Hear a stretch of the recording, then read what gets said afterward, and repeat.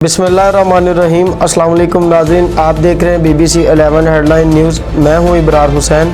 सबसे पहले दिन भर की अहम 11 हेडलाइंस। भारतीय जासूस समेत जितने NRO इमरान खान ने दिए किसी ने नहीं दिए। सेनेट में कुलभूषण को रिलीफ देने का मामला उठा तो आज ऑर्डिनेंस जारी किया गया। बिलावल भुट्टो जरदारी। वफाकी हुकूमत का ईद उल अज़हा पर 3 दिन की छुट्टियां देने का फैसला। सरकारी तातीलात जुमा, हफ्ता और इतवार को होंगी। हुकूमती ज़राए। पाकिस्तान ने एटमी असासों के तहफ़्फ़ुज़ से मुतल्लिक़ इक़दामात में भारत को बहुत पीछे छोड़ दिया। एटमी असासों के तहफ़्फ़ुज़ में पाकिस्तान का 19वां जबकि भारत का 20वां नंबर है। फवाद चौधरी की जहालत है जो ख़ुद को साइंस का इमाम समझते हैं। फवाद चौधरी और उनके मुक़ल्लिदीन का काम सिर्फ दीन का मजाक उड़ाना है। चेयरमैन रोयते हिलाल कमेटी। आलमी अदालत इंसाफ के फैसले पर अमल दरामद के लिए पुरअज़म है। भारत को कुलभूषण यादव तीसरी कौंसलर रसाई की पेशकश कर चुके हैं, ताहम भारत ने जवाब नहीं दिया।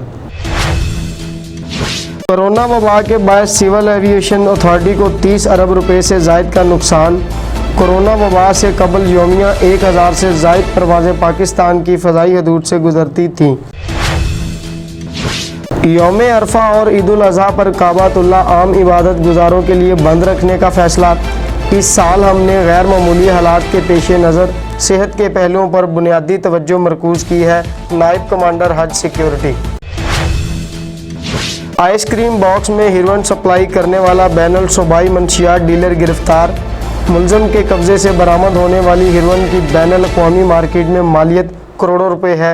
SSP waste.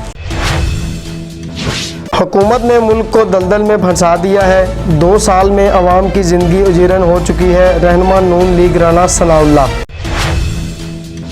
जिनाह हस्पताल की executive director Simi Jamali cancer में मुब्तला।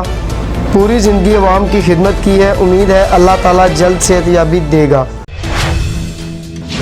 मकबूजा कश्मीर में अखबार के साथ मास्क बिल्कुल मुफ्त। कोरोना वबा के दौरान कारीन को मुफ्त मास्क की फराहमी के लिए अखबार के सफ़ा अव्वल पर मास्क चिस्पा कर दिया।